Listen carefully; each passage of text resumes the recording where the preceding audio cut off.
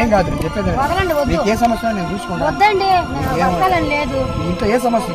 సమస్య నాకు అన్ని సమస్యలు ఇంట్లో. సావు బతకాలనే లేదు. అదే నాకు మనసు అండి. ఇంట్లో విముక్తే లేదు. వద్దండి, వద్దండి. నేను చూసుకుంటాను. ఏం చూస్తారు? ఏం చూసుకుంటారు?